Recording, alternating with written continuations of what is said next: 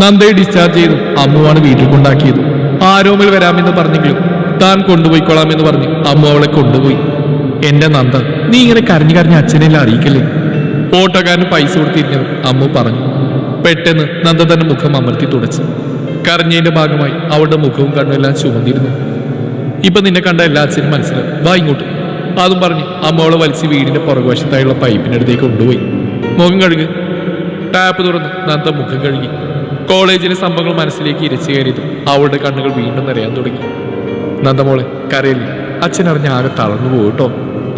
Nanda shawl കണ്ട് തന്നെ മുഖം അമർത്തി തുടച്ചു. അമ്മു അലിവോടെ അവിടെ അടികിട്ടിയ പാടിൽ തലോടി. വേദന ഉണ്ടോടാ? ഏയ് ഇല്ല. പാട് വീണിട്ടുണ്ട്, അച്ഛൻ കാണണ്ട. അതും പറഞ്ഞ് അമ്മയുടെ മുടി ഫ്രണ്ടിലേക്കായി ഇട്ടു.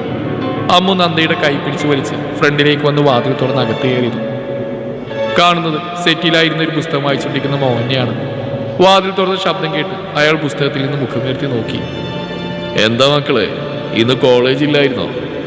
മുഖത്തിൽ നിന്ന് കണ്ണടയൂരി അയാൾ ചോദിച്ചു. നന്ദക്ക് ഭയങ്കര തലവേദന, അതുകൊണ്ട് ഞങ്ങളിങ്ങ് പോകുന്നു. പെട്ടെന്ന് അമ്മ ഒരു കള്ളം പറഞ്ഞു. എന്താ മോളെ, എന്തു പറ്റി? പെട്ടെന്ന് അയാൾ എണീറ്റ് ആകുലതയോടെ നന്ദയുടെ തലയിലായി തലോടി ചോദിച്ചു. പേടിക്കാനൊന്നുമില്ല അച്ഛാ, ഞാൻ മെഡിക്കൽ സ്റ്റോറിൽ നിന്ന് മരുന്ന് വാങ്ങി, അത് കഴിച്ചാൽ മതി, അമ്മു പറഞ്ഞു. മോള് പോയി കുറച്ചു നേരം കിടക്ക്. അതിന് നന്ദ ഒന്ന് മോള്. അമ്മു നന്ദയെ കൂട്ടിക്കൊണ്ടുപോയി റൂമിലാക്കി. നേ നന്ദ, നീ ഇങ്ങനെ ഇരുന്ന് ഓരോന്ന് ആലോചിച്ച് കൂട്ടല്ലേ. മരുന്നൊക്കെ സമയത്തിന് കഴിക്കണം കേട്ടോ. നാളെ രാവിലെ ഞാൻ ഇവിടേക്ക് വരാം, നമുക്ക് ഒരുമിച്ച് ഇവിടുന്ന് പോകാം കോളേജിലേക്ക്. ഞാൻ വരണം. തെറ്റ് ചെയ്തിട്ടെന്ന് ഉറപ്പുണ്ടെങ്കിൽ തലവീർത്ത് തന്നെ ജീവിക്കണം. ആരെയും പേടിച്ചല്ല ജീവിക്കേണ്ടത്. ഇന്ന് നീ റെസ്റ്റ് എടുക്കുക. പിന്നെയും കുറെ ഉപദേശങ്ങൾ നൽകിയാണ് അമ്മ പോയത്. പിള്ളേരുടെയൊക്കെ അടക്കം പറച്ചിലും കളിയാക്കലും കേട്ട് നന്ദക്ക് പൊട്ടിക്കരയാൻ തോന്നി. ഞാൻ വരുന്നില്ലടി, വീട്ടിൽ പോവാ. അതും പറഞ്ഞ് നന്ദ തിരിഞ്ഞടക്ക ഒരുങ്ങിയത് അമ്മയുടെ കൈ പിടിച്ചു വലിച്ച് ഓഡിറ്റോറിയത്തിലേക്ക് കൊണ്ടുപോയി. എന്നാലും നിന്റെ തൊലിക്കട്ടി അപാരം തന്നെ. ഇന്നലെ അത്രയും സംഭവം നടന്നിട്ടും ഇന്നിങ്ങനെ ധൈര്യമായിട്ട് കോളേജിൽ വരാൻ കഴിഞ്ഞല്ലോ, പൂജ ഒരു പുച്ഛത്തോട് ചോദിച്ചു. ഓഡിറ്റോറിയത്തിലേക്ക് പോകും വഴിയാണ് അവർ പൂജയെ കണ്ടത്. മിസ് കണ്ടോ ആ ലൈബ്രറിയിൽ എന്താണ് നടന്നതെന്ന്? അമ്മു കൈകിട്ടി നിന്ന് അവരോട് ചോദിച്ചു. കാണാൻ എന്തിരിക്കുന്നു? ഒരാണും പെണ്ണും കുറെ നേരം റൂമിനകത്ത് കഥ കടച്ചിരുന്നാൽ തന്നെ അറിഞ്ഞൂടെ എന്താ നടന്നതെന്ന്? അതും പറഞ്ഞ് ഒരു പൂച്ചച്ചിരിയോടെ പൂജ പോയി. CCTVയിലൂടെ എല്ലാം കണ്ടു നിന്ന ആദി ദേഷ്യം കൊണ്ട് വിറച്ചു. നന്ദയുടെ കരഞ്ഞ മുഖം കണ്ടത് അവന്റെ ദേഷ്യം ഇരട്ടിയായി. ആ പെണ്ണുമ്പിള്ള എന്തൊക്കെയോ പറഞ്ഞെന്ന് പറഞ്ഞ് മോങ്ങാൻ നിന്ന നിന്നെ ആ തല്ലിയിരിക്കും, വാ ഇങ്ങോട്ട്. അതും പറഞ്ഞ് അമ്മോളെ വലിച്ചുകൊണ്ടുപോയി ഓഡിറ്റോറിയത്തിലെ ഏറ്റവും ബാക്ക് സീറ്റിലായിരുന്നു. പെട്ടെന്ന് ഓഡിറ്റോറിയം മുഴുവൻ കുട്ടികളെ കൊണ്ട് നിറഞ്ഞു. അടുത്തിരുന്ന കുട്ടികൾ നന്ദയെ ഓരോന്ന് പറഞ്ഞ് കളിയാക്കുന്നുണ്ടതും നന്ദ മുഖം ഡെസ്കിലേക്ക് ചേർത്ത് തലയാഴ്ച കിടന്ന് കണ്ണുകൾ അടച്ചു. അടഞ്ഞ കൺപോളകൾക്കിടയിലൂടെ കണ്ണുനീര് ഒലിച്ചിറങ്ങി. കുറച്ച് നിമിഷത്തിന് ശേഷം സ്റ്റേജിലേക്ക് പ്രിൻസിപ്പളും സഞ്ജയും കയറി വന്നു. പ്രിൻസിപ്പൽ മൈക്കിൻ്റെ അടുത്തേക്ക് പോയി സംസാരിച്ചു തുടങ്ങി. Good morning all. ഇന്ന് ഇങ്ങനെ ഒരു മീറ്റിംഗ് അറേഞ്ച് ചെയ്തതിൻ്റെ കാരണം അറിയാൻ കാത്തിരിക്കുന്നവരായിരിക്കും നിങ്ങളെല്ലാവരും. അതിനെക്കുറിച്ച് പറയാനായി AV ഗ്രൂപ്പ്സിൻ്റെ മാനേജർ മിസ്റ്റർ സഞ്ജയെ ക്ഷണിച്ചുകൊള്ളുന്നു. സഞ്ജയ് ഒരു പുഞ്ചിരിയോടെ ചെയറിൽ നിന്ന് എഴുന്നേറ്റ് മൈക്കിൻ്റെ അവിടേക്ക് വന്നു. ഹലോ എവരിവൺ, ഇവിടെ ഇങ്ങനെ പെട്ടെന്നൊരു മീറ്റിംഗ് അറേഞ്ച് ചെയ്ത് കുറച്ച് കാര്യങ്ങൾ നിങ്ങളെ അറിയിക്കാൻ വേണ്ടിയാണ്. ഇന്ന് നമ്മുടെ കോളേജിൽ നിന്ന് 2 പേര് വിരമിക്കുകയാണ്. അത് കേട്ടതും സ്റ്റാഫ്സ് എല്ലാം സംശയത്തോടെ തമ്മിൽ നോക്കി. വിരമിക്കാൻ പ്രായമായ ആൾക്കാരൊന്നും സ്റ്റാഫ്സിലില്ലായിരുന്നു. അത് ആരൊക്കെയാണെന്ന് ഞാൻ പറയാം. അതറിയുന്നതിന് മുമ്പ് നമുക്ക് കുറച്ച് കാര്യങ്ങൾ കാണാനുണ്ട്. അതും പറഞ്ഞ് സഞ്ജയ് പ്രൊജക്ടർ കണക്ട് ചെയ്ത് ഒരു വീഡിയോ പ്ലേ ചെയ്തു. അതിലുള്ള ദൃശ്യങ്ങൾ കണ്ട എല്ലാവരും ഞെട്ടി. അമ്മ കുനിഞ്ഞിരുന്ന നന്ദയെ കുലുക്കി വിളിച്ച് വീഡിയോ കാണിച്ചു കൊടുത്തു. നന്ദയുടെ കയ്യിൽ ബലമായി കിഷോർ പിടിക്കുന്നു. അവൾ കൈ പിടിപ്പിക്കാൻ ശ്രമിച്ചുകൊണ്ട് ഡോർ തുറക്കാൻ പോകുന്നു. കിഷോർ അവളെ തടഞ്ഞു നിർത്തുന്നതായിരുന്നു ആ വീഡിയോയിൽ. ഇപ്പൊ എല്ലാവർക്കും സത്യാവസ്ഥ ബോധ്യപ്പെട്ടല്ലോ. ഇന്നലെ ലൈബ്രറിയിൽ നിന്ന് കിഷോറിനെയും ദേവനന്ദയും ഒരുമിച്ച് കണ്ടെന്ന് പറഞ്ഞ് ഇവിടെ ഇരിക്കുന്ന പലരും അതൊരു അവിഹിതമാക്കി ആ കുട്ടിയെ സസ്പെൻഡ് ചെയ്തു. ഒരാണും പെണ്ണും ഒരു മുറിയിൽ ഒരുമിച്ച് കുറച്ചു നേരം ഇരുന്നാൽ അവിഹിതമാണെന്നാണ് നിങ്ങളുടെ വിചാരം? സാർ ഈ കോളേജിന്റെ പ്രിൻസിപ്പളല്ലേ, എന്തുകൊണ്ട് CCTV ഫുട്ടേജ് നോക്കിയില്ല? അതവരെ നേരിട്ട് അങ്ങനെ കണ്ടപ്പോ പ്രിൻസിപ്പൾ അത് പറഞ്ഞു. സഞ്ജയ് പുച്ഛത്തോടെ ചുണ്ടുകൊട്ടി. ഇനി കുറച്ച് കാര്യങ്ങൾ കൂടി നിങ്ങൾ അറിയിക്കാനുണ്ട്. അവൻ ഫോണെടുത്ത ഒരാൾ വിളിച്ചു. ഒരാൾ കിഷോറിനെ കൂട്ടിക്കൊണ്ട് സ്റ്റേജിലേക്കായി വന്നു. കിഷോർ വന്ന് പൂജയിൽ ഭയന്നിറങ്ങി. തൻ്റെ രഹസ്യങ്ങളെല്ലാം പുറത്തായി നോക്കി അവൾ ഭയപ്പെട്ടു. അവളുടെ നെറ്റിയിലെ വിയർപ്പ് തുള്ളികൾ പൊടിഞ്ഞു. CCTVയിലൂടെ എല്ലാം വീക്ഷിച്ചെന്ന ആദ്യം ക്രൂരമായി ചിരിവിരിഞ്ഞു. അപ്പോൾ മോനെ കിഷോറെ, നിനക്ക് പറയാനുള്ളതെല്ലാം എല്ലാവരും കേൾക്കെ പറഞ്ഞോളൂ. മൈക്കിൻ്റെ അടുത്തേക്ക് അവനെ പിടിച്ചെത്തി സഞ്ജീവ് പറഞ്ഞു. പൂജാ മേഡം പറഞ്ഞിട്ടാണ് ഞാൻ ലൈബ്രറിയിൽ പോയി ദേവനന്ദയെ പൂട്ടിയിട്ട്. അതിന് പ്രതിഫലമായി പൂജാ മേഡം എനിക്ക് കാശും തന്നിരുന്നു. അവർ തന്നെയാണ് സാറുമാരെയും സ്റ്റുഡൻസിനെയും വിളിച്ചു കിട്ടിയത്. ദേവനന്ദ ഒരു തെറ്റും ചെയ്തിട്ടില്ല. അപ്പോൾ പൂജാ മേഡം ഇവിടേക്കൊന്ന് വന്നേ. കിഷോർ എല്ലാം പറഞ്ഞു കഴിഞ്ഞു സഞ്ജയ് പൂജ സ്റ്റേജിലേക്ക് വിളിച്ചു. നന്ദയ്ക്ക് കേട്ടതൊന്നും വിശ്വസിക്കാൻ കഴിഞ്ഞിരുന്നില്ല. പൂജ മേഡത്തിന് തന്നോട് ഇത്ര പക തോന്നാൻ കാരണം എന്താണെന്ന ചോദ്യം അവളുടെ മനസ്സിൽ ഉയർന്നു വന്നു.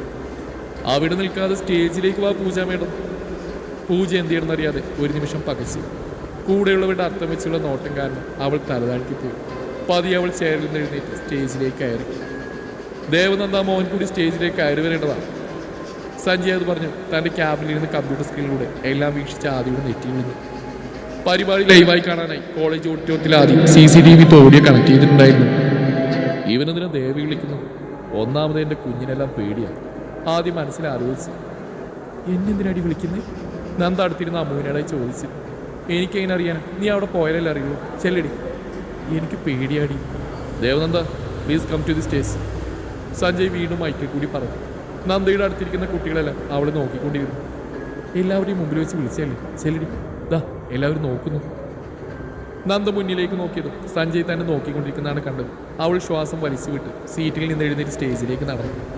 സ്റ്റേജിലേക്ക് കയറി വന്ന നന്ദയെ നോക്കി സഞ്ജയ് പുഞ്ചിരിച്ചു. തിരിച്ച് നന്ദയെ ഒരു പുഞ്ചിരി സമ്മാനിച്ചു. അപ്പോൾ സമ്മാനം കൊടുക്കാനുള്ള ആൾ വന്നു. സഞ്ജയ് നന്ദയെ നോക്കിയാൽ പറഞ്ഞ ശേഷം അവിടെയുള്ള ടേബിളിന് മുകളിലായിരുന്ന പേപ്പർ എടുത്തു. ദാ ഈ ലെറ്റർ ആദ്യം പൂജ മേഡത്തിന് കൊടുക്കും. നന്ദയുടെ കയ്യിലേക്ക് ഒരു പേപ്പർ നൽകി സഞ്ജയ് പറഞ്ഞു. നന്ദ അതിലെന്താണെന്നറിയാതെ അവർ നെറ്റി വിളിച്ച് നോക്കി. കൊടുക്കടോ സഞ്ജയ് പറഞ്ഞു. നന്ദ പേപ്പർ പൂജ കൈമാറി. പൂജ ഒരു സംശയഭാവത്തോടെ പേപ്പർ വാങ്ങി. ദാ ഈ പേപ്പർ പ്രിൻസിപ്പൽ സാറിന് കൊടുക്കും. നന്ദ അതുപോലെ ചെയ്തു. അപ്പോൾ രണ്ടുപേർക്കുള്ള സമ്മാനം തന്നിട്ടുണ്ട്. നിങ്ങളുടെ രണ്ടുപേരുടെയും ഡിസ്മിസൽ ലെറ്ററാണ് നിങ്ങളുടെ കയ്യിലിരിക്കുന്നത്. ഇനി മുതൽ AV കോളേജിന് നിങ്ങളുടെ സേവനം ആവശ്യമില്ല. കുട്ടികളെല്ലാം കൈയടിച്ച് ആ വാർത്ത സ്വീകരിച്ചു.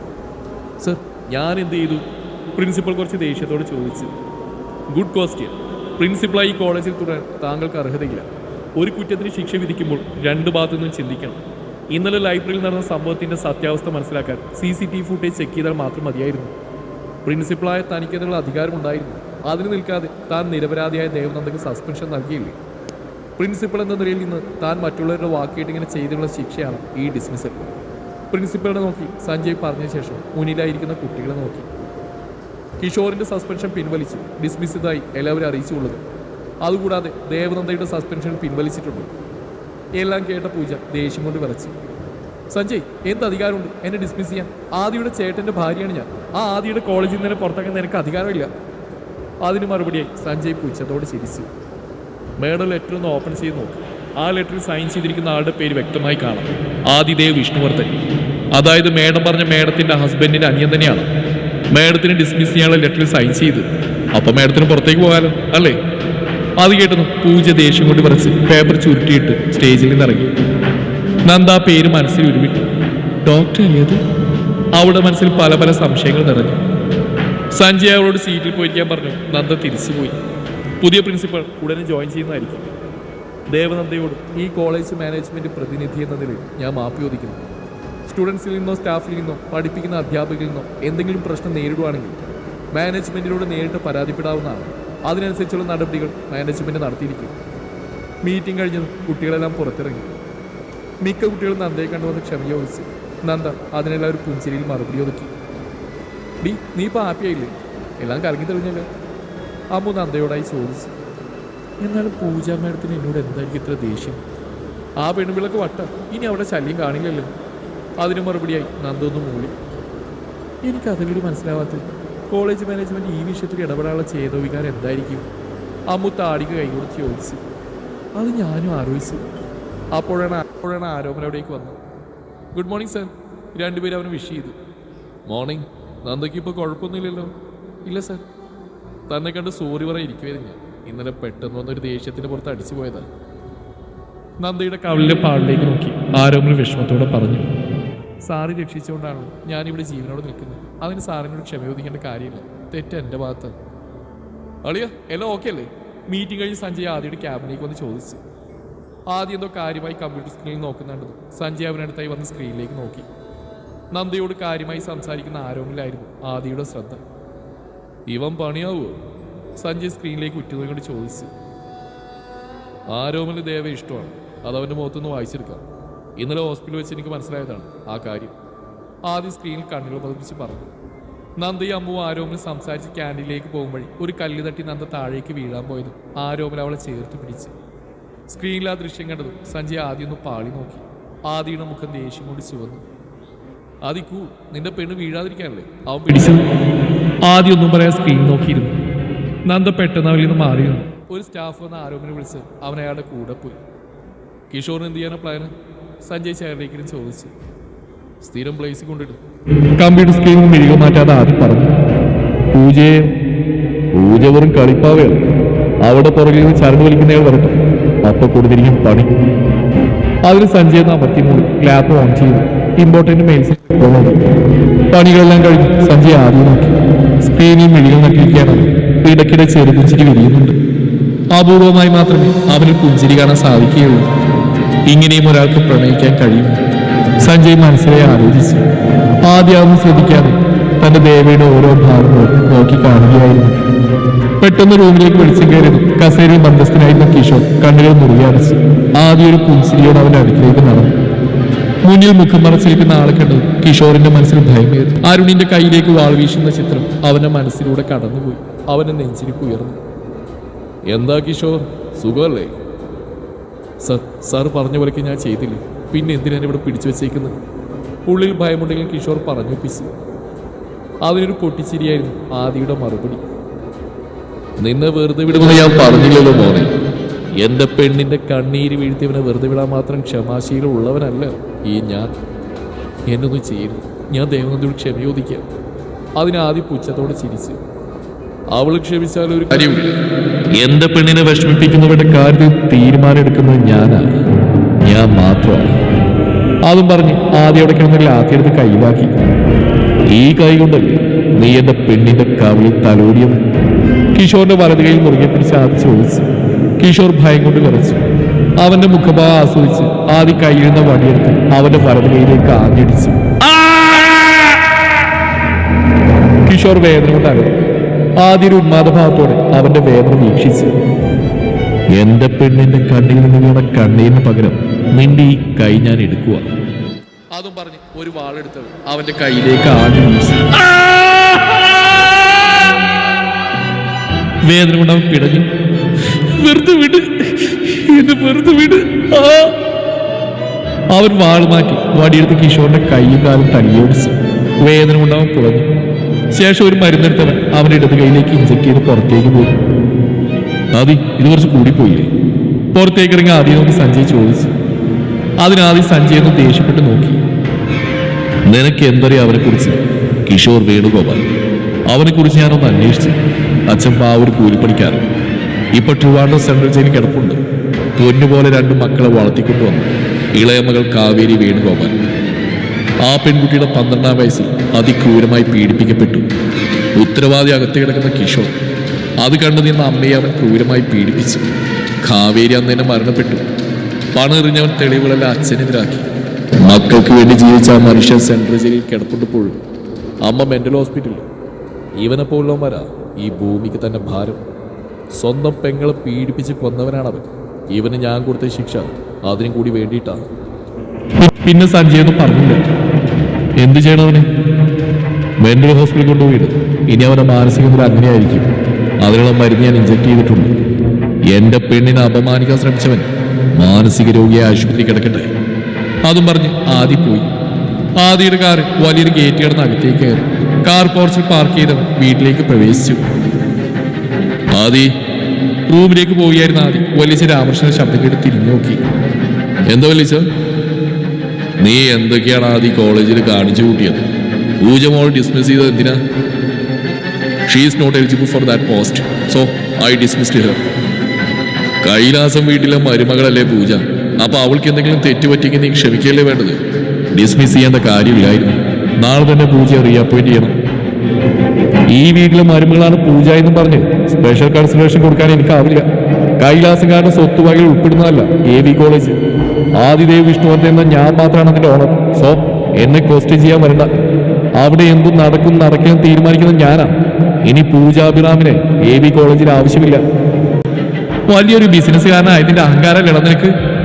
രാമകൃഷ്ണന്റെ ഭാര്യ രാധിക ദേഷ്യത്തോടെ ചോദിച്ചു. അതെ, അത് തന്നെയാണ് വലിയ കാരണം. ആദ്യൊരു പുച്ഛത്തോടെ പറഞ്ഞു. അച്ഛാ, ഇവൻ പറയുന്നത് കേട്ടില്ലേ? അവിടേക്ക് വന്ന രാമഭദ്രനെ നോക്കി രാധിക പറഞ്ഞു. ആദ്യം ഒന്നും കാണാതെ പൂജയെ ഡിസ്മിസ് ചെയ്യില്ലെന്ന് എനിക്ക് ഉറപ്പുണ്ട്. അവൾക്ക് ജോലി അത്രയ്ക്ക് അത്യാവശ്യം ഉണ്ടെങ്കിൽ കൈലാസ സ്കൂളിൽ കയറട്ടെ. ആദിയുടെ മുത്തശ്ശൻ രാമപുത്രൻ പറഞ്ഞു. ആദ്യമെല്ലാം വീക്ഷിച്ചെന്ന പൂജയെ നോക്കി പുച്ഛിച്ചിരിച്ച് മുകളിലേക്ക് കയറിപ്പോയി. കൈലാസം വീട്ടിൽ രാമപുത്രൻ സുഭദ്രയ്ക്ക് 3 മക്കൾ. മൂത്ത മകൻ രാമകൃഷ്ണൻ, ഭാര്യ രാധിക. അവർക്ക് 2 മക്കൾ, അഭിറാം, ഭാര്യ പൂജ. അഭിറാം ഡോക്ടറാണ്. ഇളയ മകൾ അഭിരാമി എഞ്ചിനീയറിംഗ് സ്റ്റുഡൻ്റ് ആണ്. രണ്ടാമത്തെ മകൻ വിഷ്ണുവർദ്ധൻ, ഭാര്യ വസുന്ധര. ഒരേ ഒരു മകൻ ആദിദേവ് വിഷ്ണുവർദ്ധൻ. ആദിയുടെ കുഞ്ഞിലെ ഒരു ആക്സിഡന്റിൽ വിഷ്ണുവർദ്ധനും വസുന്ധരയും മരണപ്പെട്ടു. മൂന്നാമത്തെ മകൾ വൈഷ്ണവി, ഭർത്താവ് കൃഷ്ണദത്ത്. മക്കളൊന്നുമില്ലാത്തവർ വിഷ്ണുവർദ്ധന്റെയും വസുന്ധരന്റെയും മരണശേഷം ആദിയെ പൊന്നുപോലെ വളർത്തി. ആദ്യ റൂമിലെത്തി ഫ്രഷ് ആയ ശേഷം കട്ടിൽ പോയി കിടന്നു. അപ്പോഴാണ് വൈഷ്ണവി അവിടേക്ക് വന്നത്. ആഹാരമൊന്നും വേണ്ടേ മോനെ? അവന്റെ തലയിലായി തലോടി അവർ ചോദിച്ചു. പുറത്തുനിന്ന് കഴിച്ചമ്മ, അതും പറഞ്ഞവൻ അവരുടെ മടിയിലേക്ക് കയറി കിടന്നു. വൈഷ്ണവി ഒരു പുഞ്ചിരിയോടെ അവന്റെ തലയിലായി തലോടി. ഇങ്ങനെ പോവാനാണ് നിന്റെ തീരുമാനം? വിവാഹപ്രായമായി കേട്ടോ. അതിനാദ്യം അവരെ നോക്കി കണ്ണു ചിമ്മി കാണിച്ചു. നമുക്കുടനെ നടത്തിക്കളെ, ആദ്യം ഒരു കുറുമ്പോടെ പറഞ്ഞു. അതിന് നിന്റെ ഇഷ്ടം ആ കുട്ടിയോട് നീ പറഞ്ഞില്ലല്ലോ. പറയാമ്മ. പിന്നെയും കുറെ വിശേഷങ്ങൾ ആ അമ്മയും മകനും സംസാരിച്ചു. അവൻ ഉറങ്ങുന്നവരെ അവരവന്റെ തലയിലായി തലോടിക്കൊണ്ടിരുന്നു. രാത്രി റൂമിലിരുന്ന് പഠിച്ചുകൊണ്ടിരുന്നപ്പോഴാണ് നന്ദക്കമ്മുവിന്റെ കോൾ വന്നത്. ഹലോ അമ്മു. ഈ നന്ദ, നീ അറിഞ്ഞോ? എന്തറിഞ്ഞോന്ന്? ഡി ആ കിഷോറില്ലേ, അവന് വട്ടായി. നീ എന്തൊക്കെയാ വിളിച്ചു പറയുന്ന അമ്മു? പഠിച്ച് നിന്റെ ബോധം പോയോ? സത്യടി, നിനക്ക് രമ്യ ചേച്ചി അറിയില്ലേ? എൻ്റെ അമ്മയുടെ ചേച്ചിയുടെ മോള്. ആ അറിയാം. ചേച്ചിയും ചേട്ടന് വീട്ടിൽ വന്നിട്ടുണ്ടായിരുന്നു. ഞങ്ങൾ എല്ലാവരും കൂടി പുറത്തുപോയി ഭക്ഷണം കഴിച്ച് ഹോട്ടലിൽ നിന്ന് ഇറങ്ങാൻ നേരം കിഷോർ ആ ഹോട്ടലിലെ മാനേജറായിട്ട് ഭയങ്കര ഉടക്ക്. ആദ്യം അവന്റെ വേഷ രൂപം കണ്ടപ്പോൾ എനിക്ക് മനസ്സിലായില്ല. പിന്നെ സൂക്ഷിച്ചു നോക്കിയപ്പോഴാണ് കിഷോറാണെന്ന് മനസ്സിലായത്. എന്നാലും അവനിങ്ങനെ പെട്ടെന്ന് വട്ടായിന്നാ എനിക്ക് മനസ്സിലാവാത്തത്. ദേഹത്തെല്ലാം മുറിവാ, ഡ്രസ്സെല്ലാം കീറിയിരിക്കുക. എന്തൊക്കെയോ പിച്ച് ബേബ് പറഞ്ഞ് നടക്കുന്നുണ്ട്. ഹോട്ടലിലുള്ള ഒരു മെന്റൽ ഹോസ്പിറ്റൽ വിളിച്ചു പറഞ്ഞു. ഉടൻ തന്നെ അവിടുന്ന് വണ്ടി വന്ന് അവനെ കയറ്റിക്കൊണ്ടുപോയി. അവരുടെ കയ്യിൽ നിന്ന് ചാടി വന്നാണെന്നാണ് ആശുപത്രിക്കാർ പറയുന്നത്. കേട്ടതൊന്നും നന്ദയ്ക്ക് വിശ്വസിക്കാൻ കഴിഞ്ഞില്ല. ഒരാൾക്ക് പെട്ടെന്ന് പ്രാന്താവും. നീ ചുമ്മാ പറയണമോ? ഞാൻ നിനക്ക് വീഡിയോ വാട്സാപ്പ് ചെയ്തിരുന്നു, എടുത്തു നോക്ക്. എന്നാലും അവൻ പെട്ടെന്ന് ഇങ്ങനെയായി. നന്ദയുടെ ഉള്ളിലും ആ ചോദ്യം നിറഞ്ഞു. ഫോൺ കട്ടായതും നന്ദ വാട്സാപ്പ് ഓപ്പൺ ചെയ്തു അമ്മ അയച്ചെന്ന വീഡിയോ നോക്കി. കീറി പറഞ്ഞ് ഷർട്ട് ഇട്ട് ഒരാളോട് തട്ടിക്കയറുന്നൊരു വീഡിയോ ആയിരുന്നത്. ദേഹത്തെ മുറിവുകളിൽ നിന്ന് ബ്ലഡ് ഒഴുകുന്നുണ്ട്. നന്ദയുടെ മനസ്സിൽ പല സംശയങ്ങൾ ഉയർന്നു വന്നു. ഇന്നലെ തന്നെ കുറ്റക്കാരിയാക്കിയവനാണിവൻ. ഇന്ന് അവൻ സത്യം കോളേജിൽ വന്ന് പറയണമെങ്കിൽ അതിന് പിന്നിൽ ആരെങ്കിലും കാണില്ലേ? അതുകൂടാതെ ഇന്നവൻ ഈ അവസ്ഥയിൽ. അന്ന് അരുണിന്റെ കയ്യിൽ കയറി പിടിച്ച അടുത്ത ദിവസമാണ് അവന്റെ കൈ വെട്ടിമാറ്റിയത് പത്രവാർത്തയിൽ കണ്ടത്. ഹോസ്പിറ്റലിൽ വെച്ച് ഡോക്ടർ അപമര്യാദയോടെ പെരുമാറി അടുത്ത ദിവസം ആ ഡോക്ടർ ഡിസ്മിസ് ചെയ്തു. എല്ലാ സംഭവങ്ങളും മനസ്സിൽ കൂടി ആലോചിച്ചപ്പോൾ നന്ദയുടെ ഉള്ളിൽ ഭയമേറി. എന്റെ പുറകിൽ ഒരാൾ ഉണ്ടെന്നല്ലേ അതിനർത്ഥം? അയാളുടെ ഉദ്ദേശം എന്തായിരിക്കും? അന്ന് ഹോസ്പിറ്റൽ ബില്ല് അടച്ച് സഹായിച്ച അയാളായിരിക്കും. മാല എടുത്തു തന്ന അയാളാണ്. ഞാൻ കാരണമാണോ ഭഗവാൻ കിഷോറിനായിരുന്നു ആ അവസ്ഥ വന്നത്? ഉത്തരം കിട്ടാത്ത ചോദ്യങ്ങൾ അവൾക്ക് ചുറ്റും നിറഞ്ഞു നിന്നു.